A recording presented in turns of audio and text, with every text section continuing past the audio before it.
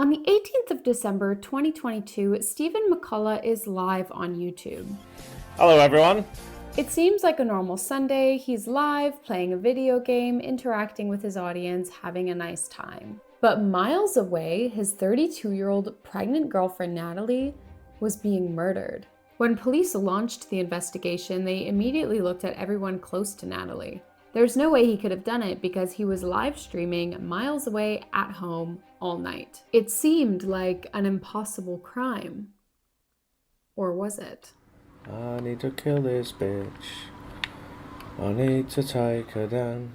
Hi everyone! If you're new here, hi, my name is Meg. I talk about true crime. And if that's something you're interested in, make sure you press that subscribe button. It's rare that I cover a case that I've never heard of before, but this one is very unique and very bizarre. Let's get into this case. First, we have to get to know the two main players in this case, starting with Natalie McNally. Because she wasn't just a victim to this crime, she was a human being with her entire life ahead of her. Natalie McNally was born in 1990 and lived in Lurgan, Ireland. Friends and family described her as deeply devoted to the people around her, loving, caring. She loved spending time with her close-knit family, and she was thrilled for the next chapter in her life, which was becoming a mom. By December 2022, she was 15 weeks pregnant with a baby boy that she was planning on calling Dean. This should have been the happiest season of her life. But instead of preparing a nursery, Natalie's family were preparing her funeral, and she would never get the chance to meet her son. The father of this child was named Stephen McCullough. He lived in Lisburn in Northern Ireland. He ran a modest gaming YouTube channel. He would often go live on YouTube, chat with his audience, play retro and classic games. And to anyone watching, Stephen seemed completely harmless. Natalie and Stephen met on Bumble in August of 2022, and by December of 2022, they were expecting a child. Although they lived in different towns miles away from each other, they were expecting a child and they seemed to be building a life together. In the weeks leading up to Natalie's death, Stephen started voicing concerns to those around them, claiming that Natalie's ex-boyfriend was harassing her. This was something the police would later take note of. So to everyone around them, he seemed like a concerned, good partner, and they were just a happy young couple getting ready to build a family together. Cut to the 18th of December 2022. It was a Sunday evening and Natalie was relaxing at home in Lurgan. But at some point that evening, an intruder entered her home. Natalie was subjected to a very violent attack. She was stabbed 3 times in the neck, had blunt force trauma to her face, and was strangled. Natalie and the baby both lost their lives. Sheer ferocity made one thing very clear to investigators. This was not a robbery gone wrong. This was a targeted attack meant to kill. And her partner Stephen had been live on YouTube all evening, playing Grand Theft Auto Vice City, talking to his audience. He even says here, it's Sunday night. Hello to all on this glorious Sunday evening. I just thought, why not? I'm gonna do a live stream because this day next week is Christmas. So what more could you want for Christmas other than an evening with your old pal Stephen? And he makes it very obvious that he has no plans on leaving the house. I just realized I'm literally going to be drinking and driving. In the game, by the way, I'm not leaving the house tonight. So, yeah, in the game, I will be drunk while driving in the game. I'll be drunk in real life. I'll be driving in the game. He had hundreds of witnesses who saw him live on that evening. Natalie's body wasn't found until the next evening on the 19th of December. And it was actually Stephen who found her at around 10 p.m. He placed a very frantic call with 999 claiming that he had just walked in and discovered her body. That's what launched Natalie's massive murder investigation. Investigators were working around the clock trying to reconstruct Natalie's last hours. This was not an easy task because there wasn't a single eyewitness and there was no forced entry. So did she let this person in? Was the door unlocked? Stephen was taken in for questioning, but he immediately pointed to his live stream. It was all up on YouTube and it was time-stamped. It seemed like a pretty good alibi, so they let him go. The whole 6-hour video was available for them to watch online if they wanted to see what he had been up to. To his viewers, family, friends, and investigators, it was basically undisputed proof of his whereabouts. So it obviously couldn't have been him, right? Wrong. Cybercrime officers started analyzing his live stream frame by frame. This is a 6-hour live stream. Imagine the time it took. That's when they noticed some strange things. During the stream, Steven claims that he's having some technical problems and he can't see the live chat.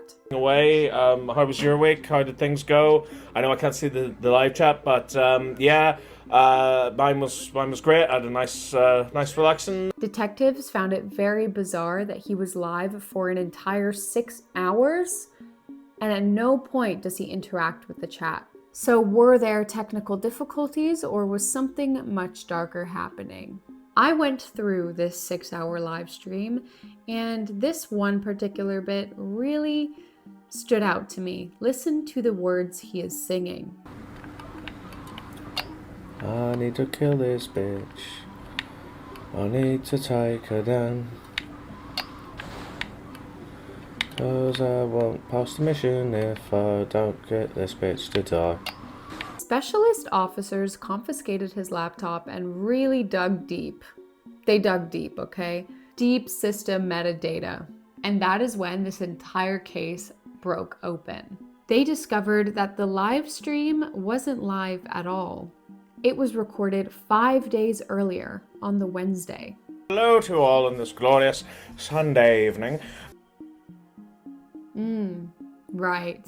It wasn't a live stream, it was a lie stream. And the whole thing was scripted. When hundreds were watching his live stream thinking he was live, he was actually on his way to murder his girlfriend. Once they found this evidence, they started looking into CCTV around Natalie's house. On the CCTV, they captured a man with the same build as Steven, dressed in all dark clothing and walking a lot like Steven, traveling by bus and heading towards Natalie's house.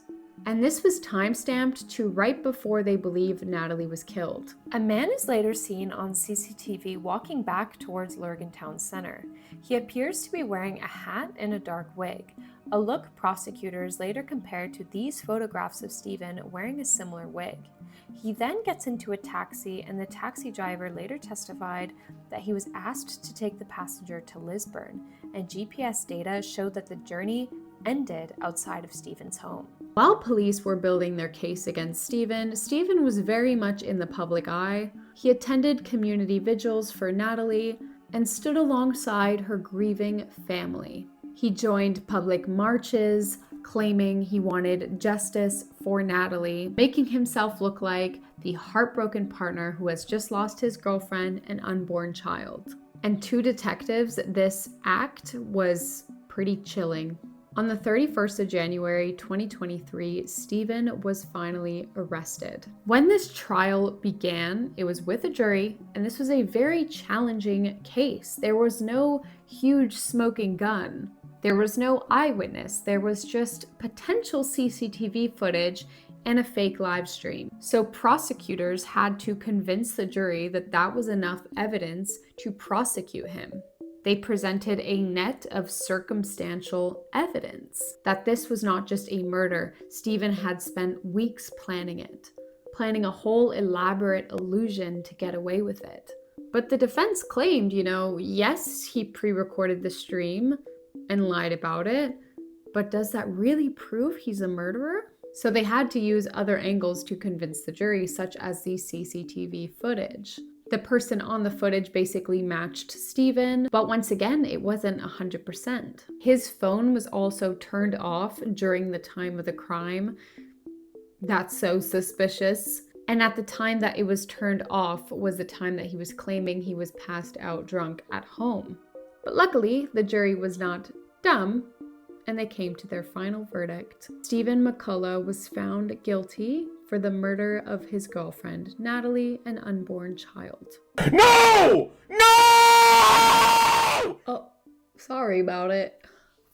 No, I'm not.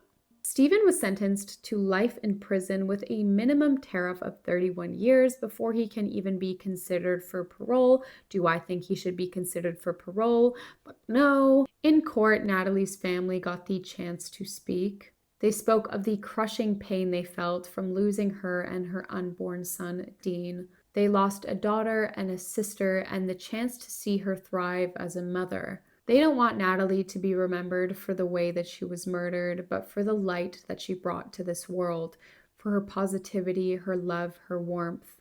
I truly send all of my love to her family. I cannot imagine the pain that this caused them, especially when they found out the reality of the situation. And I'm so glad the police were able to piece this together. Then again, does he think the police is dumb? The full 6-hour stream was re-uploaded onto YouTube. You can go and watch it.